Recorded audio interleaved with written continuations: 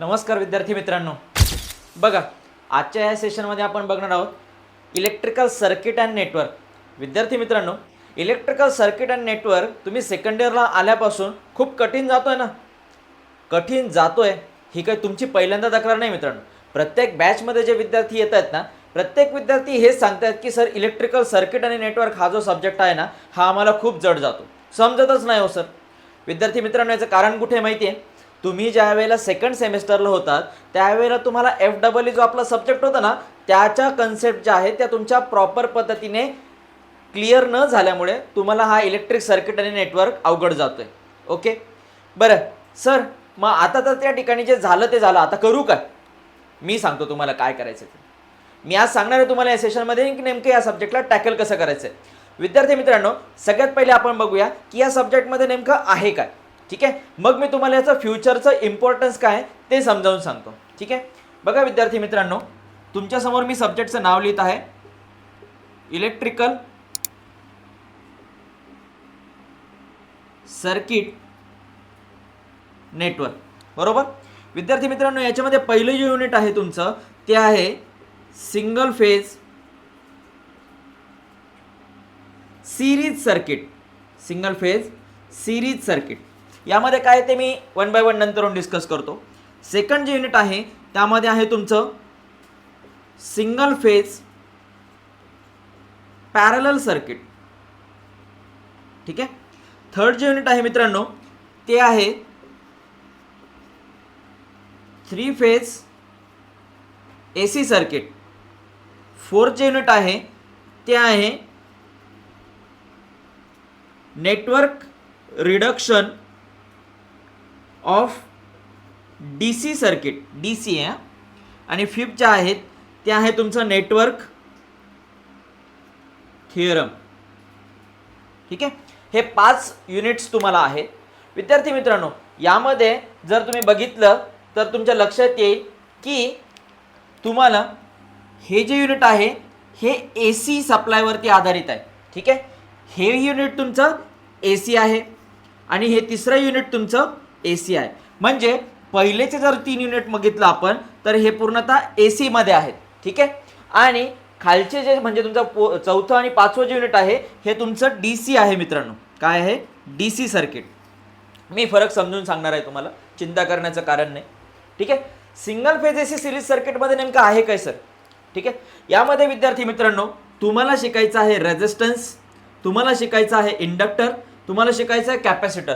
म्हणजे इलेक्ट्रिकल इंजिनिअरिंगमध्ये जे रेझिस्टन्स, इंडक्टन्स आणि कॅपॅसिटर हे जे 3 एलिमेंट आहे, या व्यतिरिक्त तिसरं काही बनत नाही मित्रांनो. 3च एलिमेंट आहे, दॅट्स इट. आणि ह्या 3 एलिमेंटला ज्या वेळेला मी व्होल्टेज अप्लाय करतोय म्हणजेच पोटेन्शियल डिफरन्स देत आहे, ते पोटेन्शियल डिफरन्स दिल्यानंतर करंट त्यातनं फ्लो होतोय, तर तो करंट त्या अप्लाइड व्होल्टेज सोबत किंवा त्यातून पास होणाऱ्या गोष्टींसोबत नेमका कसा बिहेव करेल. आय रिपीट, म्हणजे जर तुम्ही एक रेझिस्टन्सचं उदाहरण घेतलं, रेझिस्टन्सचं तुम्हाला सर्वांना माहिती आहे काय की रेझिस्टन्स करंटच्या फ्लोला अपोज करतो. येस, सर्वांना माहिती, शाळेपासून माहिती ही गोष्ट. मग रेझिस्टन्समध्ये त्या ठिकाणी मी ज्यावेळेला त्याला व्होल्टेज देतोय म्हणजेच पोटेन्शियल डिफरन्स देतोय, त्यातनं काय फ्लो होणार आहे? करंट. तो करंटला तो रेझिस्टन्स काय करेल? अपोज करेल. अपोज करेल तर रेझिस्टन्सच्या अक्रॉस काय होईल? Voltage drop. मग तो करंट आणि व्होल्टेज ड्रॉप यांच्यामध्ये नेमका काय रिलेशन आहे? मग ते रिलेशन 3 प्रकारचे होतात मित्रांनो. फर्स्ट ऑफ ऑल तुमचं येतं त्या ठिकाणी इन फेज, सेकंड येतं त्या ठिकाणी तुमचं लॅगिंग, आणि तिसरं जे आहे तुमचं ते आहे लीडिंग. मग रेझिस्टन्समध्ये इन फेज असतं, इंडक्टरमध्ये लॅगिंग होतं आणि कॅपॅसिटरमध्ये लीडिंग असतं. व्होल्टेज आणि करंट एकमेकांसोबत हे त्यांचं इंटर रिलेशन आहे. आणि याबद्दलचं डिटेल जे आहे डेरिवेशन हे आपलं जे अभियंताचं ॲप आहे त्यामध्ये जे आपले रेकॉर्डेड लेक्चर्स आहेत, रेकॉर्डेड बॅच आहे, त्यामध्ये एकदम छान पद्धतीने मी तुम्हाला एक्सप्लेन केलेलं आहे. बरं विद्यार्थी मित्रांनो, आज तुम्ही त्या ठिकाणी मागच्या जरी कन्सेप्ट क्लिअर केलेल्या नसल्या परंतु तुम्हाला या कन्सेप्ट क्लिअर करणं आहे मित्रांनो. का सर? विद्यार्थी मित्र ऐकून घे, समजून घे. का? कारण की तुला त्या ठिकाणी इलेक्ट्रिकल इंजिनिअरिंग पुढे करायची आहे. बरोबर, मग यामध्ये तुला मशीन्स येणार आहे, तुला पॉवर सिस्टीम येणार आहे, तुला त्या ठिकाणी अजून युटिलायझेशन सारखे सब्जेक्ट येणार आहे. आणि या प्रत्येक गोष्टीमध्ये रेझिस्टन्स आहे, इंडक्टन्स आहे, इव्हन इलेक्ट्रॉनिक्सचे पण सब्जेक्टला तू सामोरं जाणार आहे. मग या सर्व गोष्टींमध्ये हे परत जर रिपीट होणार आहे तर मग याची तयारी जर आत्ता नाही केली तर पुढे तुझ्या इलेक्ट्रिकल इंजिनिअरिंग मजबूतपणे उभी राहील का रे? नाही ना. मग काय होईल माहिती आहे, तुझं आजचं जे संकट आहे ना ते संकट हळूहळू कालांतराने वाढत आहे. त्याच्यापेक्षा बेटर काय, तू आजच इलेक्ट्रिकल सर्किट नेटवर्क आहे ना तुझ्या या आकाश सरांसोबत शिकून घे. काय तुझ्या आकाश सरांसोबत एकदा शिकून घे, परत कधीच तू इलेक्ट्रिकल सर्किट विसरणार पण नाही आणि तुझ्या सगळ्यात जास्त आवडतीचा हा सब्जेक्ट होईल. ठीक आहे, तुझ्या सगळ्यात जास्त, कारण की तू म्हणशील की मला याच्या आधी एवढा सब्जेक्ट कधी समजलाय नव्हता आणि कधी मला त्या ठिकाणी त्यामध्ये एवढा इंटरेस्टही आला नव्हता. एवढ्या पद्धतीने मी तुला समजावून सांगेन. ठीक आहे, बरं यामध्ये RLC मी तुम्हाला सांगितलं म्हणजे रेझिस्टन्सचं तुम्हाला सेपरेट चेक करायचं आहे बिहेवियर, इंडक्टरचा सेपरेट करायचं आहे, कॅपॅसिटरचं सेपरेट करायचं आहे. त्यानंतर विद्यार्थी मित्रांनो हे सिरीज सर्किट आहे म्हणजे मी एकदा RL ह्या 2 एलिमेंटची पेअर करणार, त्यानंतर RC या 2 एलिमेंटची पेअर करणार आणि नंतर RLC या 3 एलिमेंटची मी एक पेअर करणार, सिरीज कनेक्शन करणार त्यांचं आणि मग त्याच्यामध्ये व्होल्टेज करंटचं परत एकदा बिहेवियर चेक करणार. ठीक आहे, यासोबत आपला आणखी एक पहिला स्टार्टिंगचा टॉपिक होता generation of AC voltage. Generation of AC voltage. AC voltage नेमकं कसं जनरेट करताय ते आपल्याला बघायचं यामध्ये. ठीक आहे, generation of AC voltage, resistance, inductor, capacitor यामध्ये व्होल्टेज करंटचं बिहेवियर, RL, RC आणि RLC यामध्ये व्होल्टेज करंटचं बिहेवियर. यामध्ये तू आज नव्याने एक गोष्ट नवीन शिकणार आहे माझ्यासोबत की इम्पिडन्स ट्रायंगल म्हणजे काय आहे, पॉवर फॅक्टर म्हणजे काय आहे, पॉवर ट्रायंगल म्हणजे काय आहे, इलेक्ट्रिकल पॉवर म्हणजे आपण आत्तापर्यंत बघत होतो की V/I, परंतु पॉवरमध्ये पण त्या ठिकाणी 3 गोष्टी आहेत की तुमचं ऍक्टिव्ह पॉवर, रिॲक्टिव्ह पॉवर आणि अपॅरंट पॉवर. त्या सर्व गोष्टी आपण समजून घेणार आहोत. त्यानंतर याच्यामध्ये एक लास्ट टॉपिक तुमचा येतो तो म्हणजे रेझोनन्स. तो म्हणजे रेझोनन्स इन RLC सर्किट. याच्यावरती तुला बरेचसे कन्सेप्ट त्या ठिकाणी येतात. म्हणजेच आपण ॲम्प्लिफायर नावाची एक गोष्ट इलेक्ट्रॉनिक्समध्ये म्हणतो, त्याचं ट्युनिंग वगैरे करायचं आहे, फ्रिक्वेन्सी चेंज करायची आहे, तर त्या सर्व गोष्टी आपल्या ह्या रेझोनन्समध्ये शिकायला मिळणार आहेत. ठीक आहे, तर असे एकंदरीत मुख्यत्वे करून 4 टॉपिक यामध्ये आहेत. ठीक आहे, बरं हे जे काही टॉपिक आहे सर याच्यामध्ये थेरी कमी आहे मित्रा, ह्या सब्जेक्टला थेरी कमी रे, हाच प्रॉब्लेम. म्हणजे काय केलं असतं आपण, मस्तपैकी पुस्तक उचललं असतं, नोट्स उचलल्या असत्या, मस्तपैकी एकदम रट्टा मारला असता, कडक रट्टा मारला असता आणि त्या ठिकाणी पेपर अटेम्प्ट केला असतं. हाच तर ड्रॉबॅक येणार आहे. म्हणून तर बॅकलॉग लागतं मुलांची, म्हणून तर बॅकलॉग लागतं. नाहीतर मग आम्ही काय सर त्या ठिकाणी पाठांतर केलं असतं आणि मस्तपैकी त्या ठिकाणी सर्व काही लर्न करून पेपरला सामोरं गेलो असतो.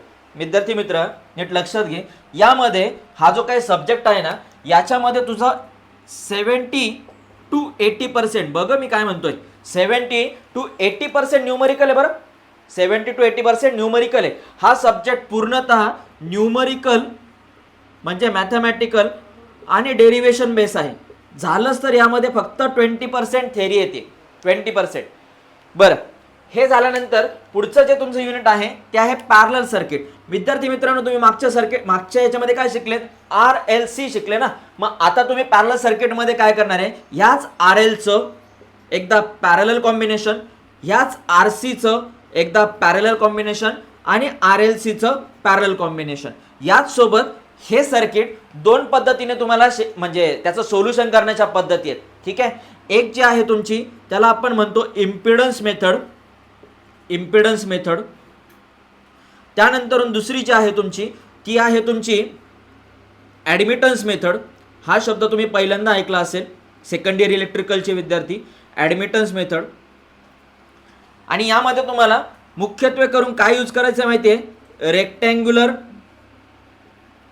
आणि पोलर याचा उपयोग करून ह्या मेथड सोडवायच्या. अजून एक पद्धत आहे त्याला आपण फेजर डायग्राम पद्धतीने सोडवणं म्हणतो, परंतु त्या ठिकाणी तिची शक्यतो आवश्यकता नाही, परंतु मी माझ्या कोर्समध्ये ती मेथड एक्सप्लेन करणार आहे. शक्यतो करून आता सिलेबसमध्ये इम्पिडन्स आणि ॲडमिटन्स मेथडबद्दलच जास्त एक्सप्लेनेशन दिलेलं आहे. तर त्याच्यानुसार आपण RL circuit parallel, RC circuit parallel, RLC circuit parallel आणि ह्या सगळ्या सर्किटला एकदा आपला ॲडमिटन्स पद्धतीने सोडवायचं आणि एकदा आपला इम्पिडन्स पद्धतीने, एकदा ॲडमिटन्स पद्धतीने. आणि यासोबत तुमचा तिसरा जो कंटेंट आहे तो कंटेंट आहे तुमच्या यामध्ये तो म्हणजे पुन्हा जसं रेझोनन्स इन RLC सिरीज होतं मगाशी मित्रांनो, काय होतं सिरीज, तसं रेझोनन्स RLC पॅरलल तुम्हाला एकदा बघायचं आहे. रेझोनन्स म्हणजे काय रे, रेझोनन्स म्हणजे काय सर, रेझोनन्स म्हणजे त्या ठिकाणी काय करतो, AC मध्ये तुम्हाला सगळ्यांना माहिती आहे काय फ्रिक्वेन्सी असते, AC मध्ये काय असते, फ्रिक्वेन्सी असते. मग ही जी काही फ्रिक्वेन्सी आहे या फ्रिक्वेन्सीचा उपयोग करून मी इंडक्टरच्या अक्रॉसचं व्होल्टेज आणि कॅपॅसिटरच्या अक्रॉसचं व्होल्टेज, म्हणजेच विद्यार्थी मित्रांनो इंडक्टरच्या अक्रॉस कोण येईल VL आणि कॅपॅसिटरच्या अक्रॉस कोण येईल VC, VL आणि VC ला इक्वल आणण्याचा प्रयत्न करतो by changing the frequency. VL आणि VC ला इक्वल आणतो आणि ज्या फ्रिक्वेन्सीला ते इंडक्टरच्या अक्रॉसचं व्होल्टेज आणि कॅपॅसिटरच्या अक्रॉसचं व्होल्टेज समान येईल, इक्वल येईल, त्या कंडिशनला रेझोनन्स म्हणतात. आणि मग इंडक्टर आणि कॅपॅसिटर एकमेकांना कॅन्सल आउट करता, सर्किटमध्ये फक्त रेझिस्टन्स प्रेझेंट असतो. खूप छान आणि शिकण्यासारखं कन्सेप्ट आहे मित्रांनो. ओके, बरं, तुम्ही सिंगल फेज AC सिरीज सर्किटमध्ये काय ते बघितलं, सिंगल फेज पॅरलल सर्किटमध्ये काय आहे ते बघितलं. आता मी तुम्हाला एक्सप्लेन करणार आहे या ठिकाणी 3 फेज AC सर्किट. काय एक्सप्लेन करणार आहे? 3 phase AC circuit. 3 phase AC सर्किटमध्ये नेमकं काय आहे ते बघूया आपण. विद्यार्थी मित्रांनो, 3 फेज AC सर्किटमध्ये तुम्हाला बघायचं आहे स्टार कनेक्शन, 3 फेज सप्लाय, ज्याच्यामध्ये RYB न्यूट्रल अशा गोष्टी असतात. स्टार कनेक्शन तुम्हाला प्रामुख्याने करून शिकायचं आहे इम्पॉर्टंटली. नंतर डेल्टा कनेक्शन काय असतं ते तुम्हाला शिकायचं आहे. याच्यामध्ये तुम्हाला लाईन आपला स्टार कनेक्शन आणि डेल्टा कनेक्शनमध्ये लाईन व्होल्टेज किंवा करंट, त्यानंतर तुमचं फेज व्होल्टेज किंवा करंट, ह्या गोष्टी प्रामुख्याने करून बघायच्या आहेत. ठीक आहे, star connection, delta connection, line voltage, phase voltage, या सर्व कन्सेप्ट तुम्हाला याच्यामध्ये बघायला मिळणार आहेत. विद्यार्थी मित्रांनो, बघाशीच मी म्हटल्याप्रमाणे तुमचं हे जे काय आहे single phase AC series circuit किंवा सिंगल फेज पॅरलल सर्किट, या सर्वच्या सर्व गोष्टी ज्या आहेत या तुम्हाला AC हे तीनही तुमचे AC आहेत. AC सप्लायचे प्रामुख्याने करून 2 प्रकार पडतात, एक सिंगल फेज आणि एक 3 फेज. पहिले जे 2 युनिट आहे तुमचे पूर्णतः सिंगल फेज, म्हणजे ज्याच्यामध्ये 2 वायर्स असतात, फेज आणि न्यूट्रल. फेजलाच आपण लाईव्ह असंही म्हणतो. आणि तुमचा 3 फेज, ज्याच्यामध्ये तुमच्या 3 वायर कनेक्शन असतं किंवा 3 फेज 4 वायर कनेक्शन असतं. ते कसं आहे ते याच्यामध्ये आपलं बघायचं आहे. त्यानंतर नेटवर्क रिडक्शन जे आहे, म्हणजे 4th युनिटमध्ये मिळतोय. हा तर तुमचा पहिल्या क्लास टेस्टचा सिलेबस झाला, म्हणजे CT1 मध्ये तुम्हाला पूर्णत्वे करून AC सप्लायशी निगडित गोष्टी शिकायच्या आहेत. आणि ज्याच्यामध्ये तुमचे 3 एलिमेंट प्रेझेंट राहणार आहेत. कुठले? R, L आणि C. आता खाली जर म्हटलं तर हे तुमचं DC सर्किट येतं मित्रांनो. DC circuit. मला एक सांगा, उत्तर द्या, माझ्या एक सिंपलच्या प्रश्नाचं उत्तर देणार आहे सगळेजण देणार आहेत. काय विद्यार्थी मित्रांनो, DC मध्ये फ्रिक्वेन्सी असते का रे? मी प्रश्न विचारतोय तुम्हाला. DC मध्ये फ्रिक्वेन्सी असते? यस, सांगा मला. नाही सर, DC मध्ये फ्रिक्वेन्सी 0 आहे. DC मध्ये फ्रिक्वेन्सी 0 आहे. मग फ्रिक्वेन्सी जर 0 आहे मित्रांनो, तर जे 3 एलिमेंट मी तुम्हाला बोललो ना रे मगाशी, R, L आणि C, त्यातला हा इंडक्टर आणि हा कॅपॅसिटर कॅन्सल आउट होऊन जाणार आहे. उरेल तो फक्त आपला रेझिस्टन्स. ठीक आहे, रेझिस्टन्स उरेल फक्त. इंडक्टर आणि कॅपॅसिटर यामध्ये नाही काम करणार. का नाही करणार याच्याबद्दल मी एक सेपरेट शॉर्ट व्हिडिओ बनवणार आहे तुमच्यासाठी.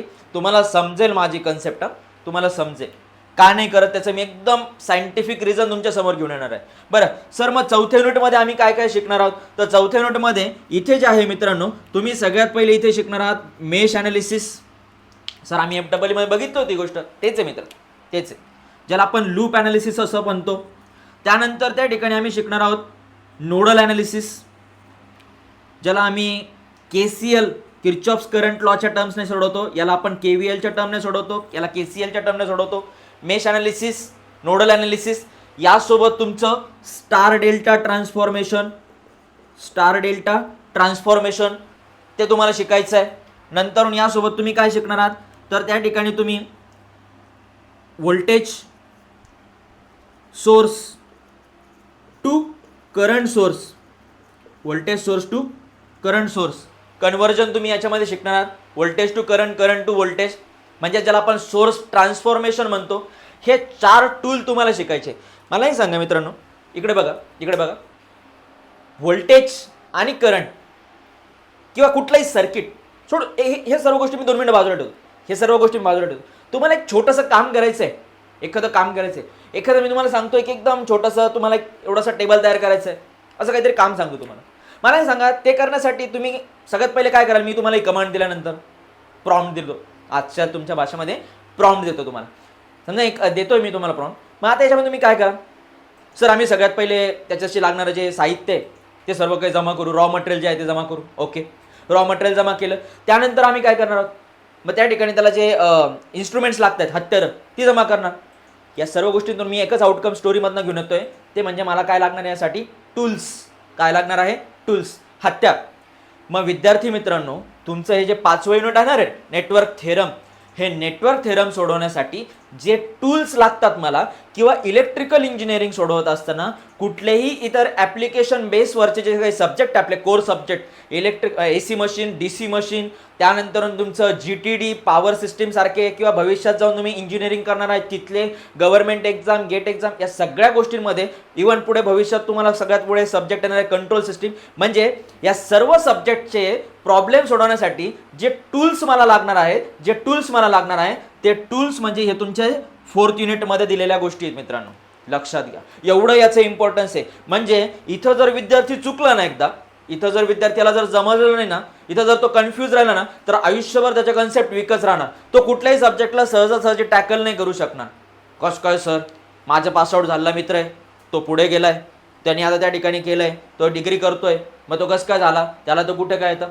अरे मित्रा, मी काय म्हटलो, याच्यामध्ये 70 ते 80% थेअरी रे, आपलं न्यूमरिकल आहे रे. बाकी सब्जेक्टमध्ये काय असतं, आता तुम्ही मेजरमेंट घ्या, मेजरमेंटमध्ये काय थेअरी आहे, काही पार्ट न्यूमरिकल आहे. विद्यार्थी मित्र काय करतात, न्यूमरिकल स्किप करतात, थेअरी करतात, थेअरी करून त्या ठिकाणी पास होऊन जातात, किंवा काही व्यक्ती त्या ठिकाणी चांगले रँक म्हणजे मार्क्सही मिळवतात. पॉसिबल, बस झालं एवढंच. टॉप नाही करायचं, रँकर नाही बनायचं, समजून नाही घ्यायचं. मग मला सांग, आपल्याला जॉब कसं मिळेल रे, नाही ना. मग ह्या केसमुळे मी काय म्हणतोय, बघ याचं भवितव्य मी खूप चांगल्या प्रकारे एक्सप्लेन करणार आहे. माझा जो कोर्स आहे ना, त्याच्यामध्ये खूप चांगल्या प्रकारे एक्सप्लेन करणार, कारण सगळ्यात जास्त रिझल्ट मी आतापर्यंत ह्या सब्जेक्टचं घेऊन आलो आहे. सगळ्यात जास्त बॅकलॉग, दोनदा तीनदा बॅकलॉग लागले विद्यार्थी सुद्धा, की मोजून 15 दिवसामध्ये सुद्धा क्लिअर केले. ठीक आहे, 5-5 दिवसात क्लिअर केले हा सब्जेक्ट. पण मला क्लिअर नाही करायचा, बॅकलॉग आहे ना, टॉप करायचं, बेस्ट अँड बेस्ट मार्क घेऊन यायचे. आणि या पुढच्या सगळ्या लागणाऱ्या सब्जेक्टसाठी हे माझे टूल्स साबित होणार आहे मित्रांनो. मग ह्या टूल्ससाठी तुम्हाला पूर्ण अटेन्शन तुम्हाला त्या ठिकाणी अभियंतामध्ये आणि इलेक्ट्रिकल फॅकल्टी म्हणून तुमच्या आकाश सरांकडे द्यावं लागेल. अट्टासे का, हो अट्टासे, असंच समज. बरं, पुढे नेटवर्क थेरममध्ये आम्ही काय काय शिकणार आहोत सर. नेटवर्क थेरममध्ये एक 3 ते 4 प्रकारचे तुम्हाला थेरम या ठिकाणी दिलेले आहे. DC सर्किटसाठी फर्स्ट आहे तुमची सुपरपोजिशन थेरम, त्यानंतरून आहे तुम्हाला थेवेनिन्स थेरम, त्यानंतर आहे तुम्हाला नॉर्टन्स थेरम, त्यानंतर तुम्हाला आहे रेसिप्रोसिटी, त्यानंतर तुम्हाला आहे मॅक्सिमम पॉवर ट्रान्सफर थेरम.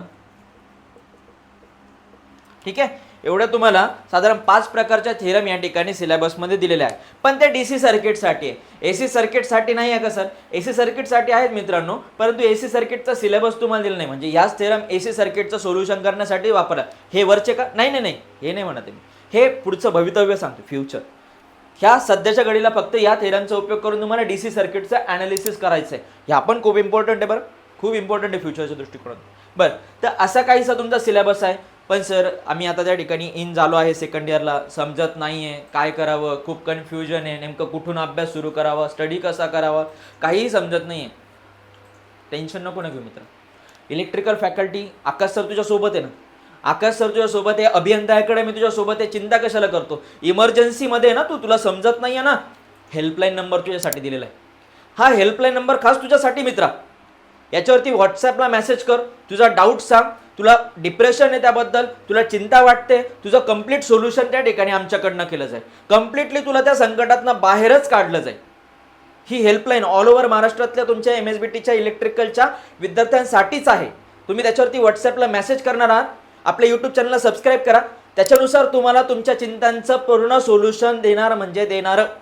आणि या सब्जेक्टमध्ये तुम्हाला 0 पासून 100ला नेणार म्हणजे नेणार. आणि सरते शेवटी रिझल्ट मिळवणार म्हणजे मिळवणारच. ठीक आहे, असो विद्यार्थी मित्रांनो, आपल्या MSBTमध्ये याला जे काही वेटेज देण्यात आलेलं आहे ते वेटेज चेक करा एकदा. वेटेज जे आहे तुमचं, हा जो फर्स्ट युनिट आहे तुमचा हा 16 मार्क्सला आहे, सेकंड युनिट तुमचा 12 मार्क्ससाठी आहे, थर्ड युनिट तुमचा 12 मार्क्ससाठी आहे, हा युनिट तुमचा 12 मार्क्सचा आहे आणि हा युनिट तुमचा 18 मार्क्सचा आहे. ठीक आहे, 16, 12, 12, 12 आणि 18. मग याची आपण जर ॲडिशन केली तर हा आउट ऑफ टोटल तुम्हाला 70 मार्क्सचा सिलेबस आहे. विद्यार्थी मित्रांनो, सिनियर्सची चिंता बरोबर आहे, ते त्याला सामोरे गेलेले आहेत. तुम्ही आता रेग्युलरला आहात किंवा बॅकलॉग आहात, तुम्ही चिंता करण्याचं काहीही कारण नाही. जर तुम्ही त्या ठिकाणी ह्या बोर्ड एक्झामला प्रिपेअर करत असाल किंवा कुठल्याही गोष्टींना करत असाल तर तुम्हाला ह्या सब्जेक्टसाठी कम्प्लिटली सोल्युशन आम्ही देणार आहोत. तुम्ही आजच आपलं अभियंताचं ॲप जे आहे ते डाउनलोड करा, यूट्यूबला सबस्क्राईब करा, इंस्टाग्राम चॅनलला फॉलो करा आणि तुमच्या डाऊट जर तुम्हाला पर्सनली इंटरॅक्शन माझ्याशी करायचं असेल तर त्याच्यानुसार तुम्ही आपल्या व्हॉट्सॲप नंबरवरती तुमची समस्या नक्की पाठवा. ठीक आहे. तर आपण या संदर्भात अजून बॅकलॉगची सिरीज तुम्हाला व्हिडिओज बघायला मिळतील. त्याचंही गायडन्स आणि स्ट्रॅटेजिक प्लॅन मी तुम्हाला सांगणार आहे. पॉवर इलेक्ट्रॉनिक्सबद्दलही मी बोलणार आहे, GTD बद्दलही बोलणार आहे, त्याचसोबत तुमचं मेजरमेंट या सब्जेक्टबद्दलही बोलणार आहे आणि या सर्व गोष्टींतून तुमच्यासोबत कंटिन्युअसली तुम्हाला मार्गदर्शन करून थर्ड सेममध्ये माझ्या विद्यार्थी मित्रांना हायेस्ट टू हायेस्ट मार्क मला प्रत्येक कॉलेजमध्ये मिळालेले बघायचे आहेत. हे माझं स्वप्न आहे आणि ते मी पूर्ण करणारच. मी जिद्दी आहे आणि मी जिद्दी तर माझे विद्यार्थी पण जिद्दी. ठीक आहे विद्यार्थी मित्रांनो, ही माहिती जर आवडली असेल तर आपल्या इतर विद्यार्थी मित्रांना नक्की शेअर करा आणि मी तुमची रजा घेतो. भेटूया पुढच्या व्हिडिओमध्ये. तोपर्यंत धन्यवाद.